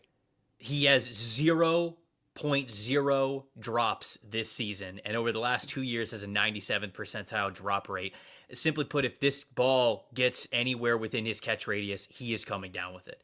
He's got such strong hands, elite concentration. You know what really sold me on him this year is he became a better vertical separator than I thought he was the year prior. Now, the year prior, you got Emeka Egbuka, you have Jeremiah Smith. They weren't really asking him to run a ton of that. And this year they gave him the opportunity to run more. And now not only does he have that, sharp cuts that he can execute on those vertical routes, but also now I'm watching him create that separation as an athlete deep down the field. And so that's how you look at those separation percentile scores. You see that? 98th percentile overall, 95th percentile against single coverage. The reason why is because he hits you with just those quick, those quick jabs as a route runner. And then this year, he's really been opening it up a lot more. You know what else he does? Blocks his butt off, man. This dude, pound for pound, is such a strong blocker. His game reminds me a lot of Devontae Smith. And Smith is obviously more lean and a little bit smaller, but Smith is incredibly controlled in and out of his breaks, creates that separation, super strong hands, great route runner, and Smith will block it for you. Now, again, Tate, I think, is better at it because he's got more weight. He's got like 20, 25 more pounds on him, but both have that like lean and long frame to them. I think their games are very similar, even though Tate is built bigger because Devontae Smith was outlier size. But I think these two guys win very similarly. We've seen how much success Devontae Smith could have at the NFL level. That's the way that I view Carnell Tate, who it's just really hard to find something that he is not good at. Yards after catch stuff, okay. If we're doing everything else at such an incredible level. He'll run through you, though. I'll give him that. No, he knows, like, all right, I'm not Zay Flowers out here, and I'm going to make 3 people miss. Let me put my shoulder down and get upfield. And I like the self-awareness to just, all right, I'm bigger than the corner. Let's gain 4 yards instead of trying to gain 9 and lose 2. Yeah. So I think he's awesome, man. I think Tate's fantastic. Only to be one-upped by the guy who we both have at number 1 here on this list, and that is Jordyn Tyson, the wide receiver from Arizona State. When you look at Tyson, 6'2", 200 pounds, Z type of receiver, but to be honest with you, somebody who could play all 3 wide receiver spots. Explosiveness is the trump card that I think that Jordyn Tyson has when he is fully healthy, which we'll get to that in a second. Yep. The way that he can explode out of his stance into his,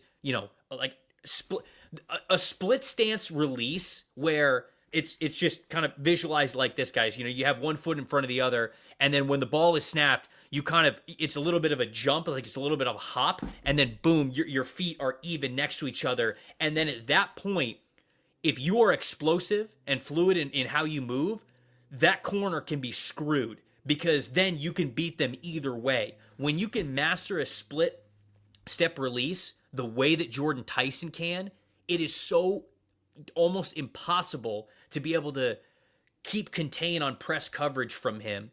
He's so savvy at that little push off at the end to get that separation window for the catch. He's so savvy at it. The route running, the route breaks, again, the control, the one cut ability, that explosiveness that he has. So explosive. You see that 82nd percentile separation score against all routes, and then 80th percentile against single coverage looks. 92.4 grade against man coverage over the last 2 years. This is the type of player that you look at it on the line of scrimmage and you say, I need a catch, I'm throwing it up to him. And the reason why I have Tyson above Tate, because I think both of them do things really well, but I think Tate's a better blocker, right? I think that he is better in the blocking game than Tyson is, but it is that true, rare, spectacular catch, big moment type of receiver that I think Jordyn Tyson is above any other wide receiver in this class. He's such a great intermediate route runner. He's so damn explosive off the line of scrimmage, and he can go up and get it vertically when you are 20 or more yards down the field. There is not much that I think that this guy doesn't do at an NFL level as a future wide receiver 1. The biggest issue is just availability. Right. He tore his ACL, MCL, and PCL right when he was at Colorado, that first year that he was at Colorado. He missed most of the 2023 season because of that. And then over the last 2 years, he's dealt with a hamstring and a collarbone injury. So he's been hurt all 4 years that he has played college ball. And I think because of that, there's a good chance that he's not going to be the first wide receiver taken, depending on what the medicals are. But until we get to the combine, and until I am told, yeah, it doesn't look great, he's not really durable of an athlete, I'm going to take this guy's tape over anybody if I need a wide receiver 1 in this class. I'm with you as well. There is a obvious big elephant in the room or caveat in a realistic world where Carnell Tate's drafted over him, and that would largely be, I mean, they're both damn good football players, and like you said, having even grades on them, that's not egregious at all. But there's the factor in that he has a long injury history, and he's got to go through the medical process as all these players do, and, you know, kind of prove that the soft tissue injuries aren't going to be lingering. There's no hiccups with previous major surgeries. But in terms of what we see on tape and the compete level, I mean, man, it's crazy that this guy, that Deion let this guy get away from Colorado. It's one of the, I mean, this guy has elevated the Arizona State program in ways that, and I know I sound like a hater because I do this every time we talk about Jordyn Tyson. I think he's held back by the quarterback very often. And I think that his skill set would actually have him, and he's been very productive, but there's times where this dude is open so fast that with a higher level NFL arm, it's going to be pitch and catch for days. So elite separator, in my opinion. I love his ability with and without the ball in terms of that acceleration. And this guy, as long as he can stay healthy, this is yet another number 1 wide receiver kind of player. I saw some people in the chat throwing around names. Like I saw a CD Lamb mention, and you're on the right pathway. The CD, what do you got? My early comp is I think he's got more juice as Golden Tate. I think he moves very similarly to Golden Tate, but I think he's more explosive than Golden Tate. I think he is too. And anybody who's like, oh, Golden Tate, like, guys, Golden Tate had 3 1,000-yard seasons. He had, I think, 3 other 800-yard seasons in his NFL career. Golden Tate won the Biletnikoff when he was coming out of Notre Dame. Like, Golden Tate's a legit, almost always open type of a wide receiver. And so I think he's got more juice, but he plays kind of similarly to the way that Golden Tate did. Before we wrap things up, I just remembered, because a lot of people were throwing out comps for Makai Lemon, right? Like it was the Amon-Ra St. Brown, like that was one comp that we had there, the Pocket Puka Nacua. Julian Edelman is the comp that I wrote down for Makai Lemon, actually. Just as somebody who blocks his butt off. I get it. Always open, always finding the soft spot in the zone, not super physically gifted, but he's just going to be a quarterback's best friend for you. And where was Julian Edelman drafted? What round was he drafted in? 7th round. So like he was a 7th round pick, but obviously like he Julian played quarterback too, didn't he? He did. Yeah, but I always forget that. Julian Edelman is like one of the most consistent, noteworthy receivers over the last 2 decades. Yes. So that's sort of that's the comp that I had written down for Makai Lemon. So anything else, Connor? No. There we go. This went pretty close to how I thought. I'm curious how it shapes up when we do top 30 to end out the wide receivers. Yeah. We're going to have a lot more names in here. We'll see when we revisit wide receivers. Appreciate everybody watching it live or watching after the fact. We appreciate you no matter what. If you guys watch this show, enjoyed this show, and aren't subscribed to the YouTube channel, we would love for you to be part of the Addicts. We'd also love for you to be a part of the Discord as well. You can find the link to join the NFLSC Discord, where we're talking about all sorts of prospects, all sorts of team stuff. There's specific individual team channels where you can just talk with people who are fans of your favorite team. Check it out. Join the Discord. We'd love for you to be in there. If you want to follow the show at NFLSC Show on Instagram, on Twitter, on TikTok. If you want to follow us at Tampa Bay Trey, at Connor J. Rogers, that's the best way to do that. I'll read the super chats when we get to the after the episode in a couple of minutes here. But Connor, anything else before we wrap up the show here? Our schedule for the holidays. Just to let the good people know. Right. Monday will be as business as always. We will be doing a 4:30 show on Monday. Yes. We're going to do running back rankings next, right? I couldn't remember if on our schedule we were doing running backs on Monday or if we were doing something else on Monday for the holidays. We'll have a show Monday. We're not going to be live. Monday. We're not going to be live on Wednesday at 4:30 because that's Christmas Eve. No. What we're doing though, we have a treat for you guys on Christmas. There is an episode that is coming out on Christmas Day that I'm not gonna spoil it, but we will have another episode for you on Christmas Day, but I don't quite want to spoil that one. Yeah. So 2 episodes next week, but Monday's live is our normal one. And then New Year's, we'll update you on Monday what we do for New Year's. Yes. Also, before we wrap up, somebody asked about Zachariah Branch. I didn't watch him because he's a true junior. Same. So he would be in the next ranking. And Ian Strong is another one from Rutgers who I didn't rank or watch because they're true juniors, and we have a lot of seniors that we had to get to. So yeah, like we said, and I understand people frustrated when their favorite player isn't mentioned. I got through about 17 or 18 guys that weren't in the show were really just like Senior Bowl invites that I have to watch in the next 6 weeks. Yep. So Trevor and I, every year, this is our midpoint summer scouting, early rankings, final rankings. Your favorite players will be in the final rankings where we do at least 30 wide receivers. Yes. Appreciate everybody watching the show. For the chef, Tyler Cook, producing everything behind the hypothetical glass. For Connor Rogers, I'm Trevor Sikkema saying thank you guys so much once again for watching another episode of the NFL Stock Exchange podcast. We'll see you guys next week.